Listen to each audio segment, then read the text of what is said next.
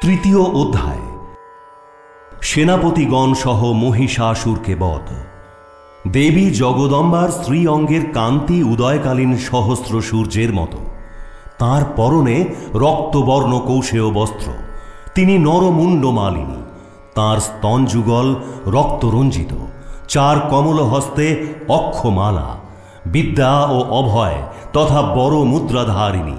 তাঁর মুখমণ্ডল ত্রিনয়নে শোভিত ও কমলবৎ সুন্দর। उद्यभदानु सहस्रकान्तिमरुणक्षौमां शिरोमालिकां रक्तालिप्त पयोधरां जपवटीं विद्यामभीतिं वरम् हस्ताब्जैर्दधतीं त्रिनेत्रविलसद्वक्त्रारविन्दश्रियम्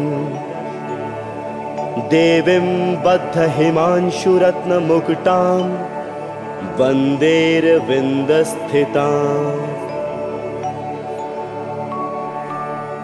তাঁর মাথায় চন্দ্রের সাথে রত্নময় মুকুট এবং তিনি কমলাসনে অবস্থিতা।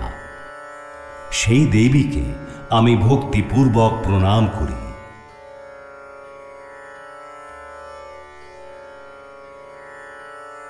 মেধা ঋষি বললেন, অসুর সেনাদের এই রকম তছনছ অবস্থা দেখে সেনাপতি চিক্ষুর ক্রোধে আরক্ত হয়ে অম্বিকা দেবীর সাথে যুদ্ধ করতে এগিয়ে এল।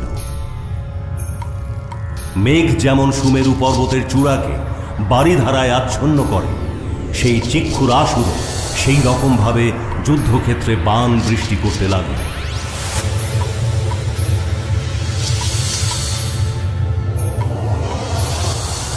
অনন্তর দেবী স্বীয় বাণের দ্বারা চিক্ষুরের বাণ সকল অনায়াসেই ছেদন করে তার রথের সারথি ও অশ্বগুলিকেও বধ করল।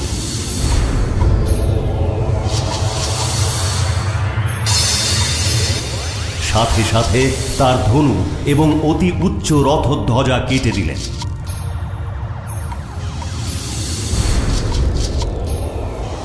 পরে ধনুকহীন সেই অসুরের সর্বাঙ্গ বাণ দ্বারা বিদ্ধ করলেন। ধনুক, রথ, অশ্ব ও সারথিবিহীন হয়ে সেই অসুর খড়গ ও ঢাল নিয়ে দেবীর প্রতি ধাবিত হল।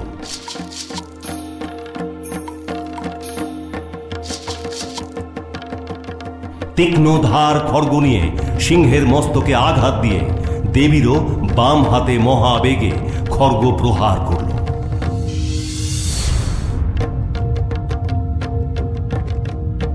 রাজন, দেবীর বাহুতে লেগে সেই খড়গ টুকরো টুকরো হয়ে গেল দেখে রক্তচক্ষু হয়ে সেই অসুর শূল গ্রহণ করল।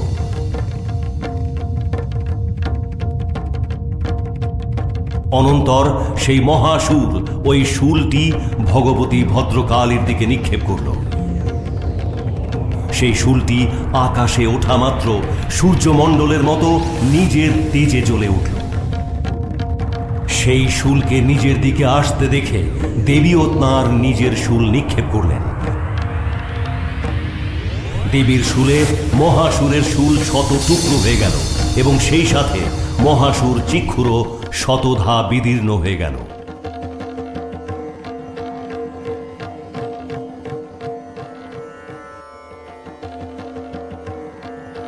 মহিষাসুরের সেনাপতি মহাপরাক্রমশালী চিক্ষুর নিহত হলে দেব শত্রু চামর হাতির পিঠে চড়ে যুদ্ধ করতে এলো। সেও এসে দেবীর প্রতি শক্তি অস্ত্র প্রয়োগ করল, কিন্তু জগদম্বা হুঙ্কার নাদে তাকে প্রতিহত এবং নিষ্প্রভ করে ভূতলে নিপাতিত করলেন।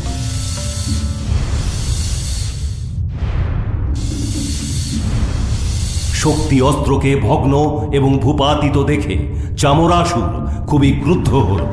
সে তখন শূল নিক্ষেপ করল, কিন্তু সেই শূলও দেবী বাণ দিয়ে কেটে দিলেন।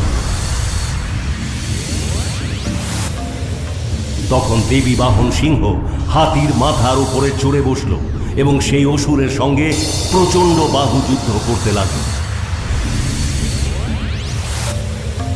দুজনে যুদ্ধ করতে করতে মাটিতে নেমে এবং ভীষণ ক্রোধের সাথে পরস্পরকে অতি দারুণ আঘাত করে যুদ্ধ করতে লাগল। তারপর সিংহ ভীষণ বেগে আকাশের দিকে লাফিয়ে উঠলেন এবং সবেগে নিচে নামার সময় করাঘাতে চামরের মাথা শরীর থেকে বিচ্ছিন্ন করে দিলেন। এইভাবে শিলা ও বৃক্ষের আঘাতে রণভূমিতে দেবী উগ্রাসুরকেও বধ করলেন এবং দন্ত, মুষ্টি ও চপেটাঘাতে করলাসুর ধরাশায়ী হল।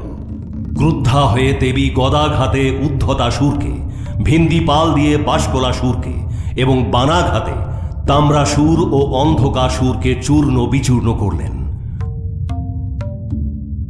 ত্রিনয়না পরমেশ্বরী ত্রিশূল দিয়ে উগ্রাস্য, উগ্রবীর্য ও মহাহনু নামক অসুরদের বধ করলেন। তরোয়াল দিয়ে বিড়ালাসুরের শরীর থেকে মস্তক ছিন্ন করে ফেললেন। দুর্ধর ও দুর্মুখ এই দুই অসুরকেও নিজের বাণ দ্বারা জমালয়ে পাঠিয়ে দিলেন।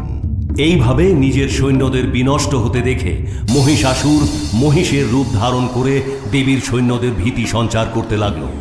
কাউকে নিজের মুখ দিয়ে আঘাত করে, কিছু সৈন্যকে ক্ষুর ও প্রহারে, কাউকে কাউকে লেজের আঘাতে, কাউকে কাউকে আবার শিংয়ের আঘাতে বিদীর্ণ করে, কিছু সৈন্যদের দ্রুত গতির দ্বারা, কিছুদের গর্জন দ্বারা, কাউকে কাউকে আবার চক্রাকারে ছোটাছুটি করে, আর অন্য অবশিষ্ট কিছুদের নিঃশ্বাস বায়ুর আকর্ষণে ভূতলশায়ী করে দিল। দেবীর প্রমথ সৈন্যদের এইভাবে নিপাতিত করে মহিষাসুর এইবার মহাদেবীর বাহন সিংহকে বধ করবার জন্য ছুটে গেল। এতে জগদম্বা দেবী ভয়ানক ক্রুদ্ধা হলেন। তাতে আবার পরাক্রমশালী মহিষাসুরও অত্যন্ত ক্রুদ্ধ হয়ে পায়ের খুর দিয়ে ভূমি বিদীর্ণ করে নিজের শিং দিয়ে উঁচু উঁচু পর্বতশৃঙ্গ দেবীর দিকে নিক্ষেপ করে গর্জন করতে লাগল। তার সবেগ দৌড় ঝাঁপে পৃথিবী ক্রুদ্ধা হয়ে কাতর হলেন। মহিষের লেজের তাড়নায় সমুদ্র উদ্বেলিত হয়ে সব ভাসিয়ে দিল।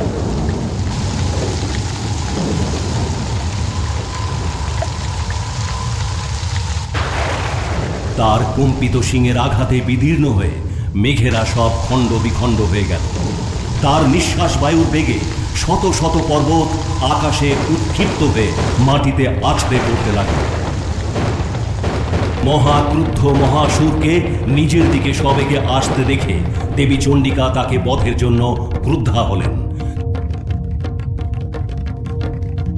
তিনি পাশাস্ত্র নিক্ষেপ করে মহিষাসুরকে বেঁধে ফেললেন। সেই মহাযুদ্ধে পাশবদ্ধ হওয়াতে সেই মহাসুর মহিষাকৃতি পরিত্যাগ করল। তৎক্ষণাৎ সিংহের রূপ ধরে প্রকাশ হল। সেই অবস্থায় যেই মাত্র তার মস্তক কাটতে উদ্যত হয়েছেন, সঙ্গে সঙ্গে সে খড়গধারী পুরুষ রূপে প্রকাশ হল। দেবী তৎক্ষণাৎ বাণ বর্ষণ করে ঢাল ও খড়গ সমেত সেই পুরুষকে ছেদন করলেন। তৎক্ষণাৎ সে এক বিশাল হাতির রূপ ধারণ করল। সেই বিশাল হাতি নিজের সুর দিয়ে দেবী বাহন সিংহকে আকর্ষণ করে গর্জন করতে লাগল।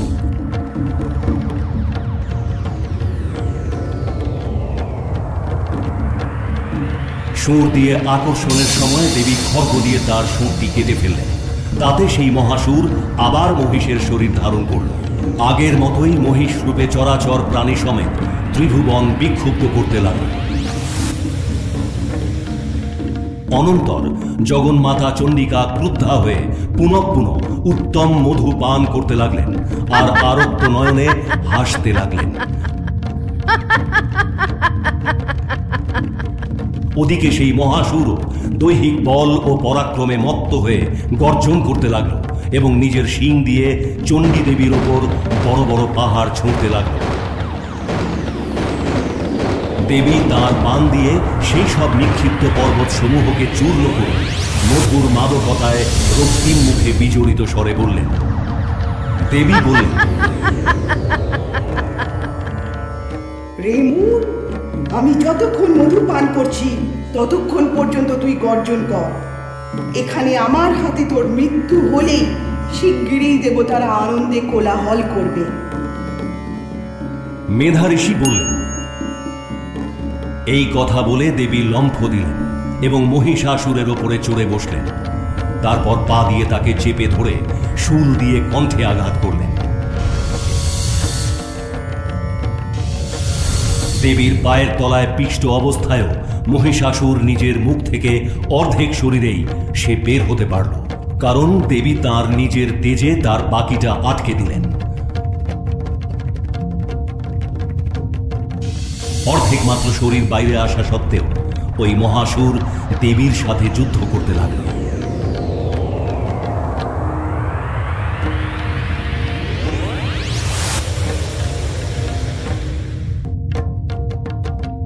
তখন এক বিশাল খড়গাঘাতে দেবী তার মাথা কেটে মাটিতে লুটিয়ে দিলেন।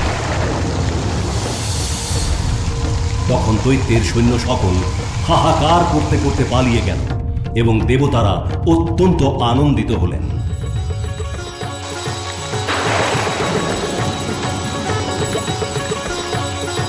দেবতারা স্বর্গীয় মহর্ষিদের সাথে একত্র হয়ে দুর্গা দেবীকে স্তুতি করলেন।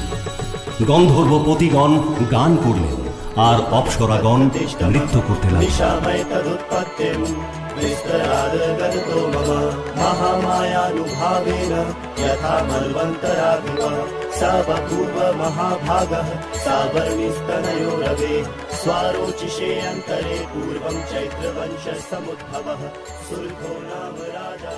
গন্ধর্ব পতিগণ গান করলেন আর অপ্সরাগণ নৃত্য করতে লাগলেন।